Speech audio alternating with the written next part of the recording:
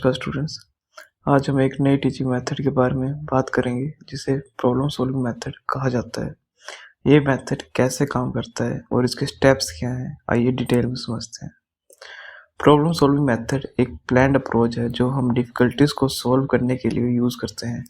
इस मेथड के अकॉर्डिंग हम प्रॉब्लम्स को सिस्टमैटिकली टैकल करते हैं ताकि एक सेटिस्फैक्ट्री सॉल्यूशन मिल सके। Definition of problem solving. Risk team के अकॉर्डिंग प्रॉब्लम सॉल्विंग एक प्लान्ड अटैक है जो किसी भी डिफिकल्टी या परप्लेक्सिटी को सॉल्व करने के पर्पज से किया जाता है।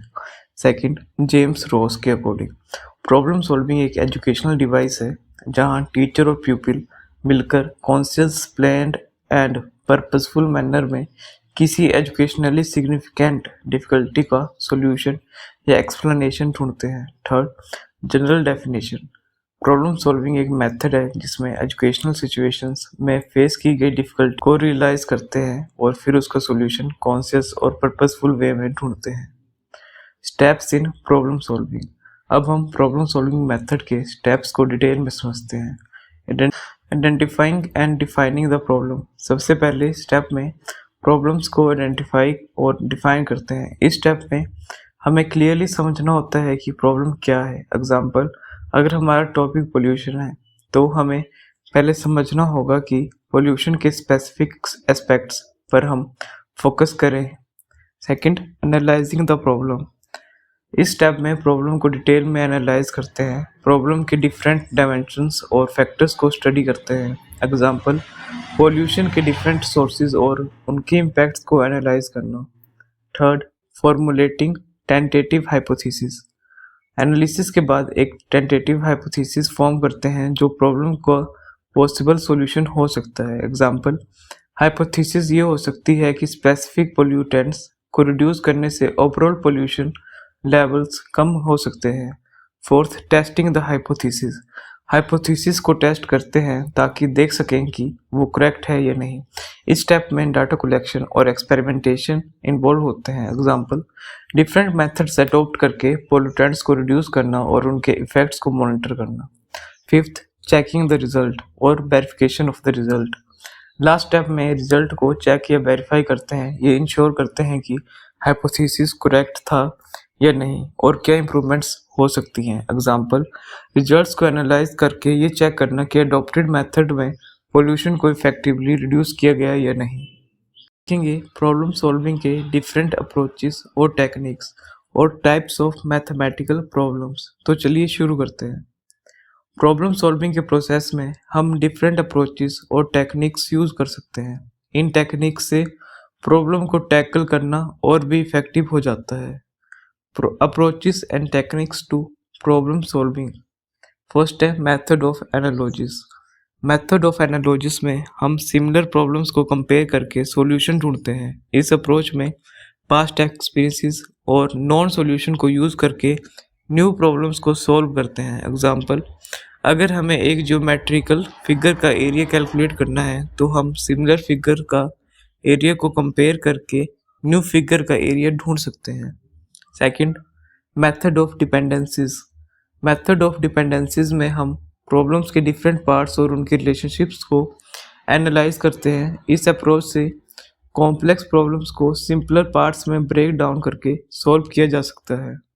एग्जाम्पल, अगर हमारा प्रॉब्लम पोल्यूशन कंट्रोल से रिलेटेड है तो हम डिफरेंट फैक्टर जैसे एयर क्वालिटी, वाटर क्वालिटी और वेस्ट मैनेजमेंट के डिपेंडेंसीज को एनालाइज करते हैं।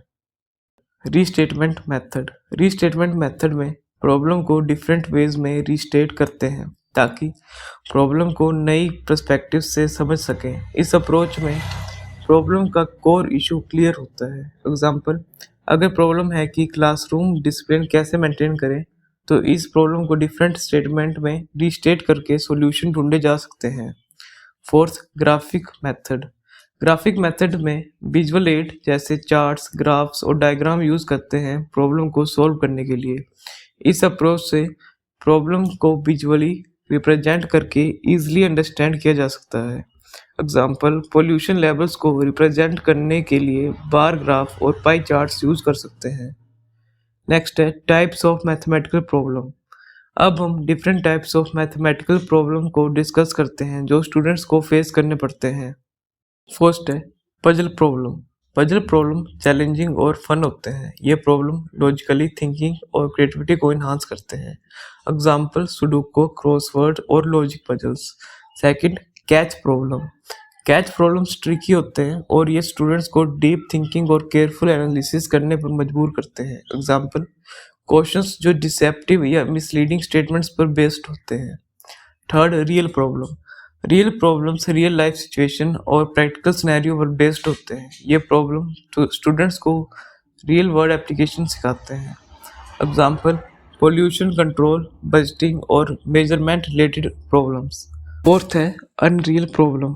अनरियल प्रॉब्लम हाइपोथेटिकली या इमेजिनरी सिनेरियो पर बेस्ड होते हैं। ये प्रॉब्लम स्टूडेंट्स की इमेजिनेशन और थ्योरेटिकल अंडरस्टैंडिंग को इन्हांस करते हैं। एग्जाम्पल हाइपोथेटिकल सिचुएशन जैसे एलियन प्लैनेट्स पर पॉपुलेशन ग्रोथ का कैलकुलेशन।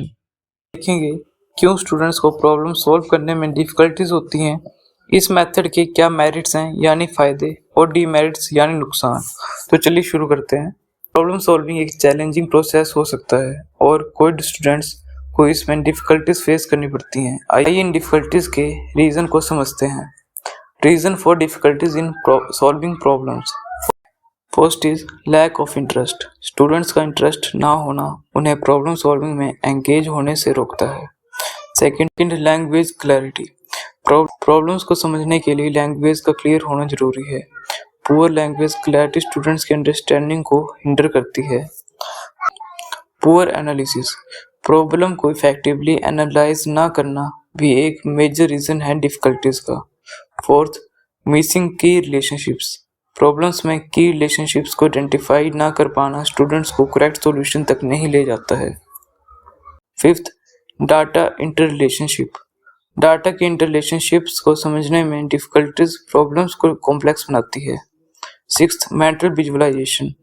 इफेक्टिव प्रॉब्लम सॉल्विंग के लिए मेंटल विजुअलाइजेशन की स्किल जरूरी है जो हर स्टूडेंट में डेवलप नहीं होती। Seventh rule application.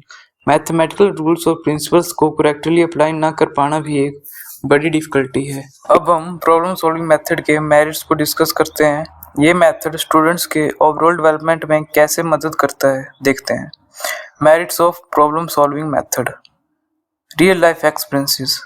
स्टूडेंट्स को रियल लाइफ प्रॉब्लम सॉल्व करने का एक्सपीरियंस मिलता है जो उनकी प्रैक्टिकल अंडरस्टैंडिंग को एनहांस करता है। Second planning and thinking. Problem solving students को प्लानिंग और लॉजिकली थिंकिंग सिखाता है। Third initiative and responsibility. Students अपने इनिशिएटिव्स लेते हैं और रिस्पॉन्सिबिलिटी डेवलप करते हैं। Fourth individual differences. ये मेथड इंडिविजुअल डिफरेंसेस को कैटर करता है और हर स्टूडेंट्स की यूनिक लर्निंग स्टाइल को सपोर्ट करता है। Fifth reflective thinking. Reflective thinking develop होती है जो स्टूडेंट्स को अपने एक्शन और सॉल्यूशन को क्रिटिकली एनालाइज करने में मदद करती है। Six problem solving.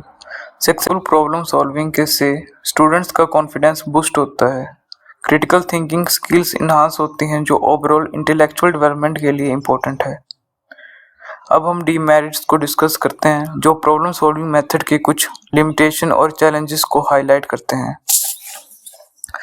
Demerits of problem solving method. Not all students adapt. Her student इस मेथड को इजीली अडेप्ट नहीं कर पाता जो लर्निंग गैप्स क्रिएट करते हैं। Second can become monotonous. अगर मेथड प्रॉपर्ली इंटरेस्टिंग ना बनाया जाए तो ये मोनोटोनियस और बोरिंग हो सकता है। Time consuming. Problem solving method time consuming होता है जो सिलेबस कंप्लीट करने में इश्यूज क्रिएट करते हैं। Fourth syllabus coverage issue. Comprehensive syllabus cover करना मुश्किल हो सकता है। Fifth requires skill teacher. इस मेथड को इफेक्टिवली इम्प्लीमेंट करने के लिए टीचर्स का हाईली स्किल्ड होना जरूरी है। एडिक्वेट रिसोर्स न होने पर प्रॉब्लम को इफेक्टिवली सॉल्व करना मुश्किल होता है। टेक्स्ट बुक्स में लिमिटेड एग्जाम्पल और प्रॉब्लम्स इस मेथड को इफेक्टिवली यूज करने में बैरियर बन सकते हैं। अगर आपको ये वीडियो पसंद आया हो तो लाइक और सब्सक्राइब करना ना भूलें और अपने कमेंट्स और क्वेश्चन जरूर शेयर करें। धन्यवाद।